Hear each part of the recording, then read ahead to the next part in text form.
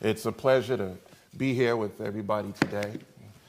And my being here is a testament to the fact that we are all different, but we're still the same. We have different backgrounds. We come from different areas, but there's still elements of commonality that we all share. And some of those things I'll address today. For example, I am one of the ministers that work with the congregation in New York. Being from New York, we all share the same time zone. So when I'm experiencing 10 p.m., so are you. We experience the same seasons. It's spring, summer in New York right now. And unless my deductive skills are off, it's spring and summer here too. We're in the same space. We're experiencing the same things. And likewise, we'll also deal with the same traumas, the same troubles. If I see that you're about to fall down the steps, I will warn you.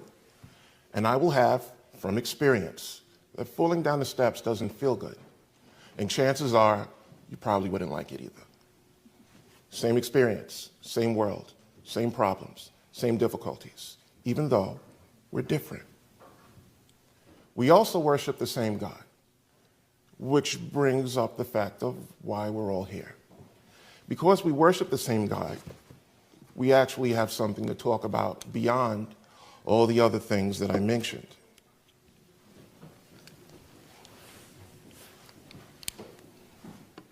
And during this period of time, we find that we're in the interim where we are approaching Pentecost. And when you recognize the 7 weeks that are now elapsing, understand that these time periods are synonymous. They're in sync with Israel's agricultural season. In our world, we don't time our goings and comings the same way. We base our seasons off of sports. When does the baseball season begin? When does football season begin? When does the Christmas shopping season begin? And that's when we understand what we can and can't do. How much traffic is going to be on the street if we dare go in a certain area. And if you do need something from the mall in December, maybe you don't want to go at a certain time of day because you're going to get stuck in all the nonsense. Likewise, the people of Israel used that period of time to recognize and understand when and how things were going to happen. During this period of time, the wheat would have been planted. And so they timed the society around that, or rather, God gave them a timetable to go by in which they did that. So during this 7-week period, the wheat has been planted, but it's not ready yet. It's growing. And this wheat, as we understand, is equated to first fruits. The first of the early harvest that's going to be reaped from all of the wheat harvest. Our experience is also synonymous with that. The church is understood to be the first fruits. Likewise, we are the first fruits. We are those stalks of grain. We are individuals that God is working with now. And just like the wheat, it's not ready to be reaped yet, but it will be when we get to that period of time of Pentecost. During this period of time, it's a period of development. And that's what we're going to look at today. If we turn to Exodus 34, we could see, or we will verify, that indeed this period of harvest is considered or called the first fruits.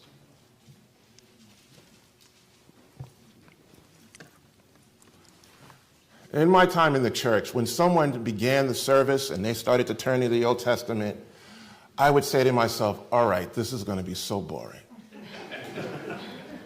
There's no business in the Old Testament. It's dry, it's drab. God is in a cranky mood. You ever have certain people that you know, and you just know not to deal with them in certain parts of the day because they're going to be cranky. They're cool otherwise. But the Old Testament, don't bother God. But this is not the case. The Old Testament is saying the same thing that the New Testament is saying. And we will see that But for clarification, Exodus 34, in verse 22, here God says, "And you shall observe the feast of weeks, of the first fruits of wheat harvest." So here we have the first clarification. This wheat harvest, in its early stages, when that wheat harvest is reaped, is plucked, is taken out of the ground for production to make food, that's going to happen around Pentecost. And during this period of time, it's growing, but it's not ready yet. And mind you, keep in mind, these individual grains, these stalks, they're the first of a greater harvest. Likewise, the church represents the first of a greater harvest among people, among mankind that God is working with. Continuing on, and the feast of ingathering at the year's end. Here we have a reference to another harvest, or synonymously, another group of people that will be worked with at a future point. But right now, we're dealing with those early members. They bought their tickets early. They were let in early to the event, so to speak, the first fruits. And so we recognize that's what we are in this period of development, in this period of connecting with God and working on ourselves. James chapter 1 and verse 18, we see that clarified some more.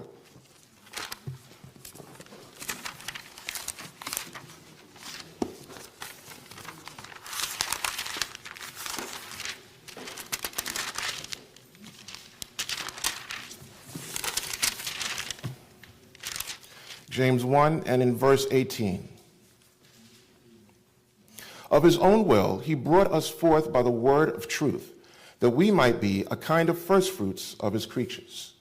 And so we see, just like that harvest, the people that God is working with today, we are the firstfruits. And we are presently just like those stalks of grain, just like those first fruits in the harvest in development, but not ready within that period of planting and reaping and growing.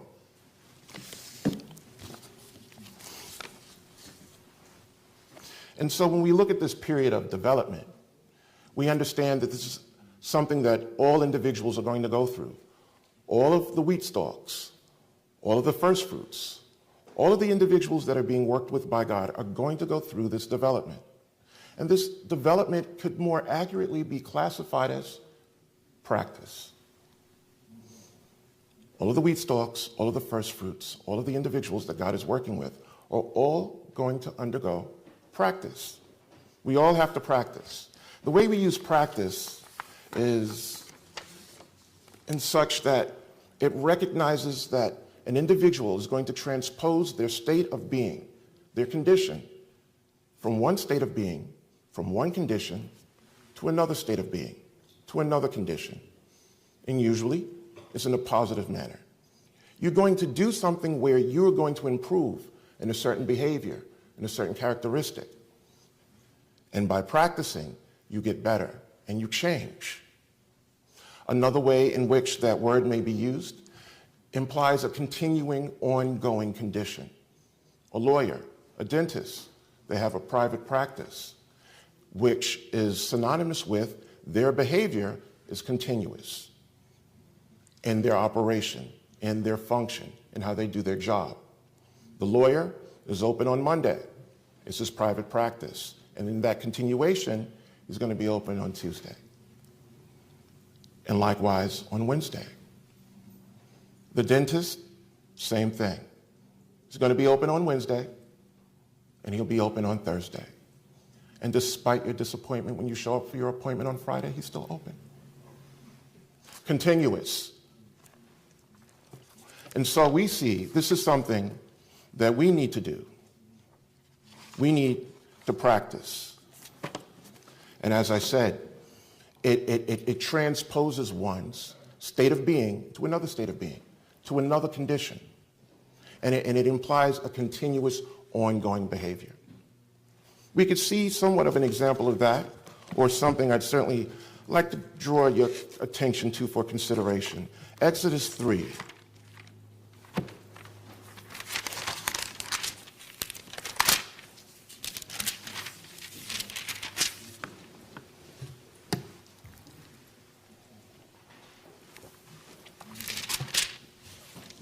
Exodus 3 and in verse 13. Then Moses said to God, "Indeed, when I come to the children of Israel and say to them, 'The God of your fathers has sent me to you,' and they say to me, 'What is his name?' what shall I say to them?" We're breaking into the narrative where God is instructing Moses to carry out a certain task. And Moses goes, "All right, fine, I'll do that, but who am I going to say sent me?" Personal question. You ever have somebody ask your name? It's like, get out of here. It's not even necessary. But that line was crossed, and it was welcomed, I imagine. And Moses asks, "Who am I supposed to say sent me?" And God answers. And God said to Moses, "I am who I am." And he said, "Thus you shall say to the children of Israel, 'I am has sent me to you.'" And so, what I'd like to point out in this verse is that the Hebrew regarding the verb tense is kind of ambiguous in Hebrew. It is possible to translate this using another tense of the verb. And when you do, you get a deeper meaning. Some other versions may translate it that way, and they do recognize that possibility. But for a lot of translators, it doesn't make sense. So, God said, "I am who I am." But if you translate this verse with the verb in another tense, it translates, "I am becoming that which I am becoming." And we can understand that because God is creating a family. He's making moves to grow personalities into personalities that reflect the way he is, that looks and that function and that think the way he does. So it makes sense to us in our culture. And so likewise, when we emulate God, we too are going to become what we are going to become. But that takes practice. And hence, I return to the initial proposal. Practice is something that we all have to participate in. There's a pianist. His name is Ignacy Paderewski. He is from the late 1800s, early 1900s. And he once said, "If I miss a day of practice, I know it. If I miss 2 days of practice, my critics know it. If I miss 3 days of practice, the audience knows it." Practice is important. And likewise, for the Christian, for us, we need to practice. And it's explicit that we understand the steps that we need to take in being a Christian. And that practice entails prayer, study, application of what you studied and what you learned to the way that you live, to the way that you think. Endurance, where the test of what you have applied to the way that you are now directing your behavior. How steadfast is that? And then furthermore, repeat. Those are the steps that we take in our practice. And practicing to get better at these steps and in our practice in general. Prayer, study, application, endurance, repeat. This is the way that we live. So I ask you, if you miss a day of prayer, study, application, endurance, and repeating that process, how long will it take Satan to notice? Not long. Practice is important. If we don't practice, it inhibits our ability to think like God. Very crucial. It starts with the way we think. It's the spiritual aspect that's involved. It requires God's Spirit and utilizing that in order to manifest these things. It can't be done by human effort alone. It just won't work. And so, if we do not practice prayer, study, application, endurance, and repeat, it will inhibit our ability to behave and think and function like God. And over time, that could have a cumulative effect. 1 Peter chapter 5, verse 8, we recognize that there is a danger in allowing ourselves to fall into that kind of condition. Reading from the New Living Translation, it says, "Stay alert. Watch out for your great enemy, the devil. He prowls around like a roaring lion, looking for someone to devour." And that should be understood. We should recognize what we are involved in. Christ also practiced this way of life, but he practiced this same regimen of prayer, of study, of application, of enduring and repeating that process. And we see that in the temptation that he dealt with Satan. Were it not for prayer, he would have not had the power to sustain himself to be able to do the things that he needed to do through his lifetime or through that specific period. Without study, he would not have been able to refute the things that Satan was saying, which, by the way, weren't entirely off base because there was an element of truth to it, but Satan twisted it. Without study, he would certainly get tripped up. Very necessary. Without the proper understanding of the application that was necessary, well, you could go askew in how you live, and taking what you did study and what you did learn and misappropriate it. And without endurance, well, you can't last too long. And certainly without repetition, you can't continue this on an ongoing basis. And so we see Christ, by example, showed us how to practice and showed us his practice. But we too have been told and instructed to practice in the same manner. And so we do if we follow what God has said. And when we turn to Matthew chapter 5, we could see how Christ has instructed us to behave in this manner. Matthew 5, starting in verse 1.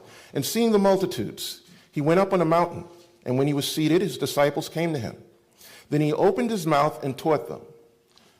That verse, that phrase, that prepositional phrase, "he opened his mouth," is an idiom. It refers to the fact, or at least in the Greek, it refers to the fact that what Christ was about to do or about to say was new, was different. Now, in actuality, what Christ had to say wasn't new. As I said, the Old Testament is not saying anything different than the New Testament. But it was new to them. It was new for them to hear. They weren't used to hearing that. They weren't accustomed to that. What they were accustomed to were the religious leaders of the day speaking to them in a way where they would quote someone else to substantiate what they felt was the proper way of life. So they would go, the Honorable Gamaliel says that you should live and act in this manner. The Honorable Gamaliel interprets this scripture this X, Y, and Z way. But Christ didn't do that. He spoke on his own authority and said, don't do that. No shout-outs to Gamaliel. He did not promote any accredited religious institution. He spoke of himself, and that was certainly different, and it stood out. And so he continues in what we may classify as the Beatitudes, and as you go through chapter 5 and in chapter 6, he outlines certain behavior and how to think and how to act. And it begins with a mindset that is initiated by God's Spirit. Without God's Spirit, this process will not work.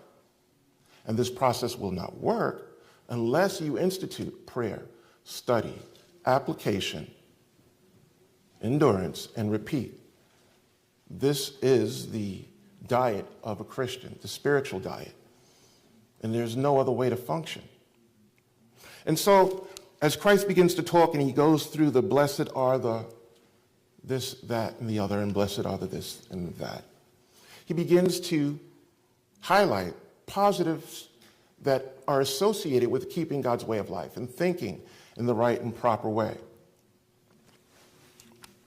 And as he goes beyond that, he begins to touch on other actions, but he goes even further to point out that those actions, there's a prior step that must be addressed. whether it be murder, adultery, the contrast between sincerely being committed to God and just doing things for appearance sake. Having true inner commitment, dealing with revenge or being able to display agape love, all those things begin with an inner working of the mind that, as I said, requires God's Spirit, but it also needs that institution of prayer, study, application, endurance, and repeating that process. And so after he goes through some of those things and talks about murder, talks about divorce, and talks about taking oaths, and all of those things, he then introduces prayer and begins to show that all these other steps are necessary. But right before he begins to speak on this difference in the way of thinking, this difference in the way of approaching God's law, he had to preface it by saying, listen, guys, I'm not changing the law. And we could see that here further down in Matthew 17. I'll read that. And he had to preface it because the way he was going to come off was going to be radical to his listeners from what they were accustomed to hearing. Do not think that I came to destroy the law or the prophets. The way they designated their Bible, the Old Testament, it was broken up into books that we just touched on and may silently have agreed that they are horrifically boring and just very rigid in terms of its text for some. Exodus, Leviticus, Deuteronomy, that's the law. Then you have the writings, such as the Psalms and Ecclesiastes and such. And then you'll have the prophets, Jeremiah, Isaiah. This is what he's referring to. He's saying, I'm not throwing away the scriptures. I did not come to destroy, but to fulfill. He's not doing away with that. He's not negating it. He's going to add to it. He's going to embellish the understanding of what's going to be required. For assuredly, I say to you, till heaven and earth pass away, one jot or one tittle will by no means pass from the law till all is fulfilled. So he's making that point clear before he begins to get into all of the things that I touched on, as he touches on murder and divorce, how you treat your neighbor, and an eye for an eye sort of thing. And again, the people weren't used to hearing this process, this way of thinking. So you have the strict mechanical means of how you keep the law. Don't murder. Don't bust somebody upside the head. And to his listener, they're going, well, why not? It's justifiable. If X, Y, and Z is done to me, I have every right to bust you upside your head. However, Christ was pointing out that there's a mechanism that needs to be implemented where before the action even takes place, there's a way of thinking, a way of behaving, an attitude that is already structured within your mind when you are imitating God, imitating the way God thinks. And it's not conducive to some of the behaviors that he was touching on. And with each point that he touched on, he showed that there was a earlier step where those fundamentals would need to be in place, where in order to do these things, using God's Spirit, you would need to be praying, studying, applying what you studied to the way that you lived, enduring the trouble that will come from that application, and then repeating that whole process. Fasting is also mentioned, but again, fasting requires those prerequisites to be in place. Fasting has its benefits when you are already praying and studying, applying these things to the way that you live and the way that you think, enduring and then repeating that process. Otherwise, you're just hungry. And I believe we're aiming for more than that, yes? Okay. Matthew 6, chapter 8. So after Christ touches on all these things, he gets to a point where he begins to point out that practice is necessary in order to pursue the things that he's saying need to be done. Practice in getting better in the way that we function at prayer, study, application, endurance, and repeating those things, and the practice of how we live, the ongoing. This is who we are, and this is how we present. And chapter 6, verse 8, he continues, therefore, do not be like them, for your Father knows the things you have need of before you ask him, referring to other people that may not be God-minded. Their focus is different. And he continues, in this manner, therefore, pray.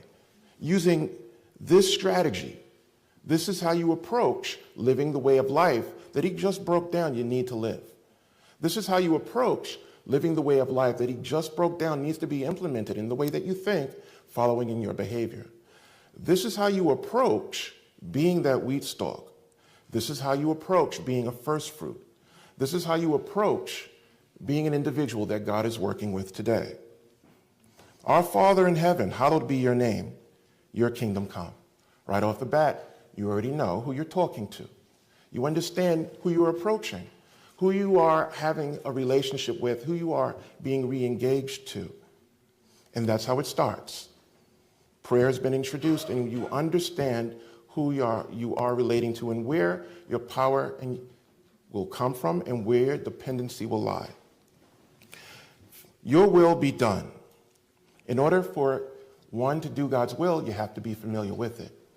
And hence comes the study part, the familiarity part. Your will be done on earth as it is in heaven, showing that no one is excused.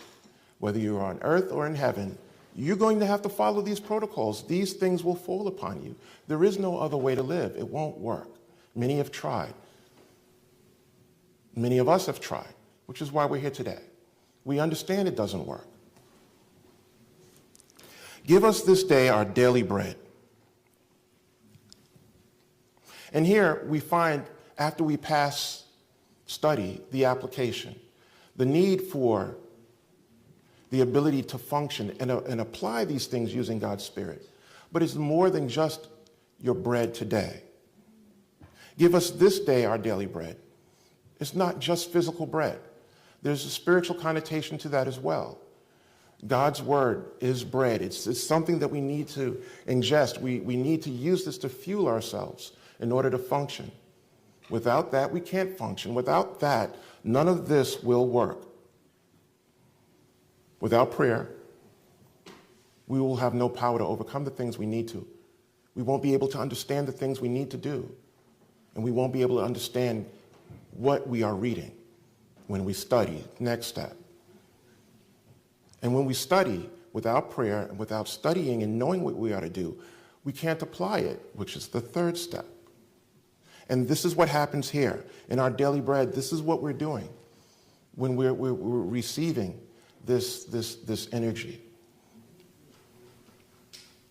We're just living life. You go to work, you get your paycheck, and what do you do with it? You spend it. You spend it on what? You spend it on living. You pay your bills. You spend it on some pastimes. This is life. That's what we do. And this is the application. And forgive us our debts as we forgive our debtors. Another example of this application of how we are to live. Do not lead us into temptation. And here we start to get into the endurance part. Temptation will definitely come. That's unavoidable as well. It's going to come. There's going to be this onslaught, a testing. If you're going to practice, you're going to be tested. But deliver us from the evil one. And again, we return to the repeat. Right back where you started. Remember who you're talking to. Remember where your power is coming from. Remember who's giving you the ability so that when you are praying, who you are speaking to, where that ability is coming from in order to be able to study and understand and then apply and then endure and then repeat that process. And so it's repeated as you return, for yours is the kingdom and the power and the glory forever. Everything in the scripture, everything entails these steps. Every aspect, every theme embodies all of this. This is what being a Christian is. prayer, study, application, endurance, and repeat. And this needs to be done explicitly. We can look at several of these steps and how this is approached. 1 Samuel chapter 3.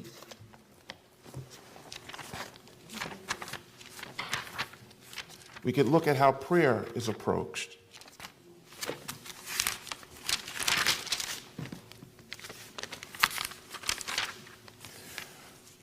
First Samuel chapter 3, starting at verse 1. Now the boy Samuel ministered to the Lord before Eli. Samuel is now the ward of the high priest Eli. And he's there on the grounds with Eli, who, when you read the narrative, wasn't too good at his job. But he was the high priest. And the word of the Lord was rare in those days. There was no widespread revelation. And it came to pass at that time, while Eli was lying down in his place, and when his eyes had begun to grow so dim that he could not see, and before the lamp of God went out in the tabernacle of the Lord where the ark of God was, and while Samuel was laying down, that the Lord called Samuel. So we find this is a period of downtime. It's probably nighttime. People are in bed, getting ready for the next day. And Samuel is also in bed, laying down perhaps. And Samuel hears somebody call him. And in actuality, it's God, but he's unaware. And while Samuel was lying down, that the Lord called Samuel. And he answered, "Here I am." So he ran to Eli, and he said, "Here I am, for you called me." And he said, "I did not call, lie down again." And he went and laid down. So he runs to Eli, he's like, "Yeah, what's up? You called me?" And Eli responds, I didn't call you. Go back to bed." Then the Lord called yet again Samuel. So Samuel arose and went to Eli and said, "Here I am, for you called me." He answered, "I did not call, my son. Lie down." Stop playing games. Go back to bed. Verse 7, now Samuel did not yet know the Lord, nor was the word of the Lord yet revealed to him. And the Lord called Samuel again the third time. So he arose and went to Eli and said, "Here I am, for you did call me." You're the one playing games. What is it? Then Eli perceived that the Lord had called the boy. Eli recognized what was going on from his experience, being the high priest, even though he wasn't good at it. He was aware of what was happening, and he instructed him. Therefore Eli said to Samuel, "Go, lie down, and it shall be, if he calls you, that you must say, 'Speak, Lord, for your servant hears.'" So Samuel went and lay down in his place. And it happened again, and Samuel responded. Samuel didn't know what to do until he was explicitly told how to pray, how to respond, how to connect with God, how to approach this, which is what Christ does with us in the New Testament. Christ teaches us how to, and demonstrates how we ought to connect with God, how we ought to pray, study, apply, endure, and repeat. And so basically, when we read what Christ has to share, we're getting inside information because it's coming from the former CEO of the universe. And he's sharing with us what's happening on the other side. He's now a man, but he has some degree of recollection and understanding of how to perform his duties when he was on the other side of the fence as the Word, receiving prayers. And he tells you this is how you do it. This is how you respond. This is how you act. In a fiduciary capacity, that would be illegal. The SEC would come after you, that you would share this kind of information. It's privileged. No one else is supposed to understand that. And yet, we are privy to that. Luke chapter 11. Luke chapter 11 and in verse 5.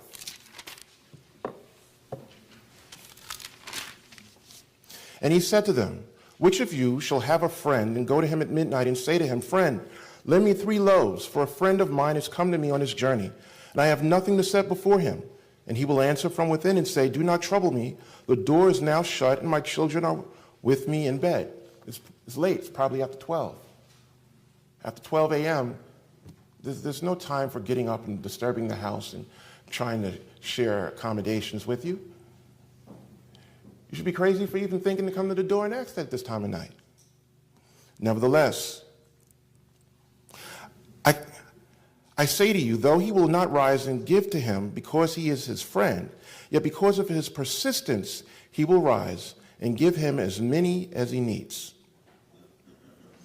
Christ is making the point that not only is prayer necessary, not only is this something that you have to do in order to be able to carry out the functions of a wheat stalk, of the first fruits, of an individual that God is working with, you need to be persistent inside information. Don't stop. This is something that you need to continue to do. And many times we may feel like giving up. Don't.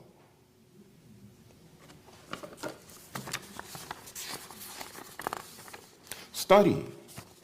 Again, we see how the need for that is in place. Matthew chapter 4. Matthew 4 and in verse 1. Then Jesus was led up by the Spirit into the wilderness to be tempted by the devil. And when he had fasted 40 days and 40 nights afterward, he was hungry. Now, when we look at this and you read Matthew's account, it appears that Christ is being tempted within 3 days. When you compare it to Mark and Luke, it seems like he's being tempted over a longer period of time. Who knows how that may have played out?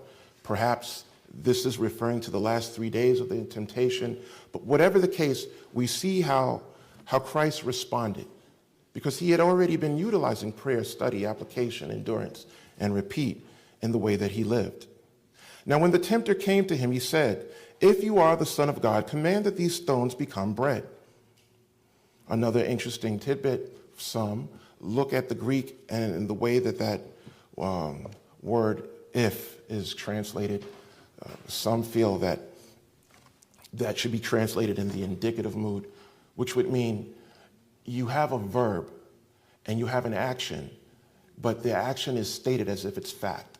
And perhaps another way of approaching that would be saying, instead of having Satan go, "If you are the Son of God," he would be saying, "Since you are the Son of God, turn these stones into bread," which is an interesting way of looking at it, because they do know each other. Nevertheless, Christ responded, but he answered and said, "It is written, man shall not live by bread alone, but by every word that proceeds from the mouth of God." Here showing study is very vital. You can't function without study. You can't function without understanding what to do and how to apply it. On the heels of prayer, you need to study, and you need to have this deeper understanding of how to apply things. Matthew chapter 7, and verse 24. Matthew 7, verse 24, "Therefore, whoever hears these sayings of mine and does them, I will liken him to a wise man who built his house on the rock. And the rain descended, the floods came, and the winds blew and beat on that house, and it did not fall, for it was founded on the rock." We see the application that's necessary. You have to put it into practice. You have to actually do what's being instructed to do, what's being said. And then you're going to have to endure. Matthew 24, verse 12 through 13.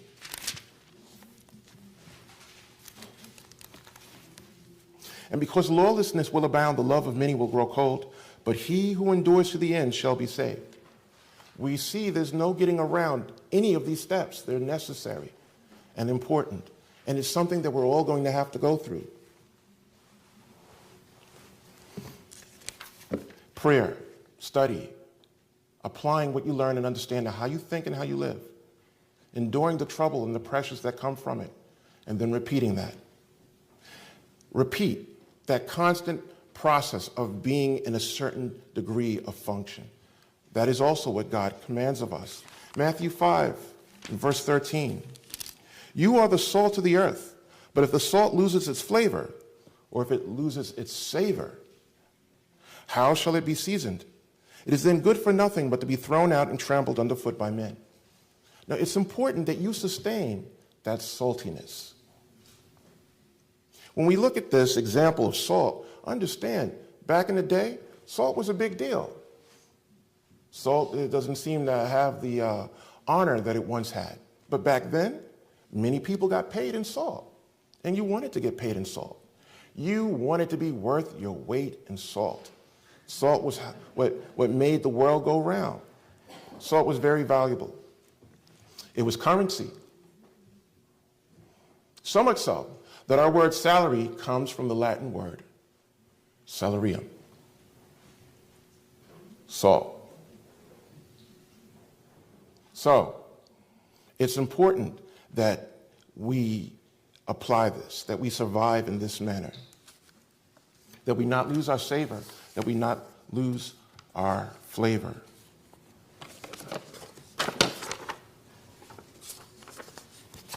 And that we repeat. We continue this, we stay this way, prayer, study, application, endurance, and repeat. When we look at the Old Testament, and we see how God commanded to keep the Sabbath.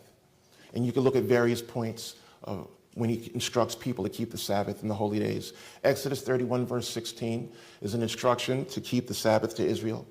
And he tells them, he reminds them, this is a continuing ordinance. But I kept the Sabbath last week. Repeat. Do it again. Exodus chapter 12, verse 14. Verse 17, verse 24, God tells Israel, keep the Passover, keep the days of unleavened bread, because it is a continuing ordinance. I kept the Passover last year. Do it again. Repeat. I kept the days of unleavened bread last year. No. Do it again. Repeat. And so we have the process by which we are to be that wheat stalk, are to be a first fruit, are to be a follower of God. We must pray, study, apply, endure, and repeat this process. It is repetitive. Now keep in mind, this is just an overview. Because life never seems that simple, does it? If you were able to just pray and all your problems went away, wouldn't that be great? But that's not the way it works. And I'm not going to stand here and blow smoke. There's an understanding that there's effort that's involved. And it's not always going to be an easy task, but practice never is. It becomes more complicated as you get better, as you go along. Many of us have experienced hardships and problems. And so you come here today different than you may have been before. And you have the scars and bruises to show. You're still walking, but you walk with a limp. And now some guy is going to stand in front of you and tell you, pray, study, apply, endure, repeat, and everything will be fine. It's more than that. And it does become more complicated. I remember when I was in school, in physics class, we would get these examples of a person that basically had nothing better to do with his time. He would go to the top of a mountain and drop a rock off a mountain. We were then given the task of trying to figure out the velocity and speed in which this rock fell to the ground. And so you would compute the weight of the rock and the height of the mountain to determine how fast this rock fell. And as you went through the school year, this became more and more complicated because other things would be introduced. So beyond me just sitting there going, why is this dude throwing rocks off the mountain? It would become more complicated. And you would be introduced to other factors like wind. Like what? Well, now you drop the rock off the mountain, the wind will blow. It's going to change the velocity of how the rock falls. The way it was introduced to you before, it was just, there was a windless world and the rock just falls. But that was done so that you could understand how to function. That is not true to life. True to life, there is wind. True to life, when you practice prayer, study, application, endurance, and repeat, there's going to be wind. The part that makes it harder, the part that throws off the computation. But you have to stay committed to that because there is no other way to function. This is what we do. This is how we live.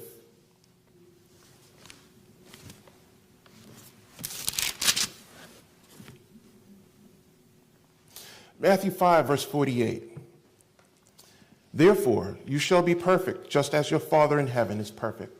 The old phrase, practice makes perfect, is an ode to stay committed to doing something and therefore improve and reach the ultimate level of perfection. Now, one might say perfection is impossible, but that's not entirely true. Given the holy days that we've just passed, we look at what Passover represented. It shows how God the Father and Christ committed themselves to a sacrifice that made it so we could be reconnected to God. In so doing, our sins are no longer imputed to us. By the time we reach the days of unleavened bread, we are now highlighting the fact of God's grace, where sin is not imputed to us, and we have something to be thankful for. And we have this ongoing commitment to pursue a righteous way of living. Committing ourselves to tailoring our behavior and our way of thinking so that we do not sin. And so long as we stay committed to that process, sin will not be imputed to us. And we continue to practice by prayer and study, application, enduring and repeating. Staying in God's good graces, benefiting from God's grace, while keeping God's law and way of life, you actually are in good standing, hence perfect. Please don't get it twisted, what I'm saying. I'm not saying you're already perfect, you don't have to do anything, you go on about your business. Clarifying that is not the case. Paul, even though he gets misrepresented, had to himself say, I am not trying to say that. You must follow and live a certain way. But it does make a difference in terms of the outlook that we have when we start. Perfection actually is possible because of what God the Father and Christ have done when we put these things into play. When we come to church, this is really what we're about. This is really what we're after. And we come to church and we find that church is a multifaceted platform where different ideologies and approaches are discussed. A lot of these ideologies and approaches may be impacted by secular things around us. It may have civic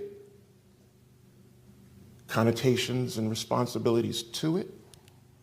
And oftentimes, the promotion of all of these things, many of which are with merit, can overshadow the true essence of what brings us here. Prayer, study, application, endurance, and repeat. Do you guys have Dunkin' Donuts down here? Okay. Yes, hard shift. I'm not changing topics. However, Dunkin' Donuts isn't just donuts.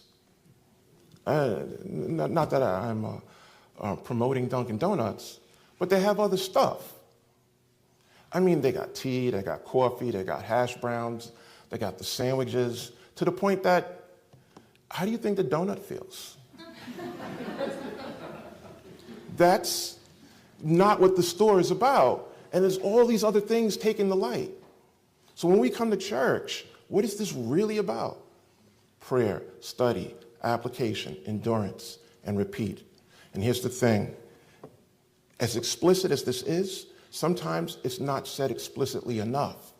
However, if it isn't said, doesn't mean you don't do it.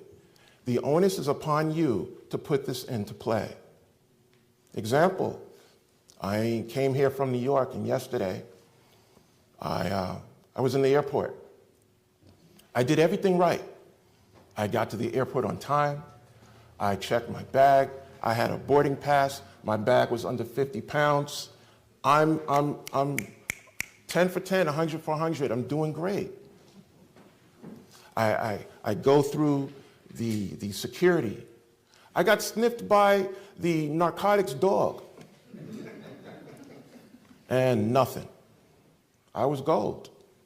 I made it through. And I got to my gate.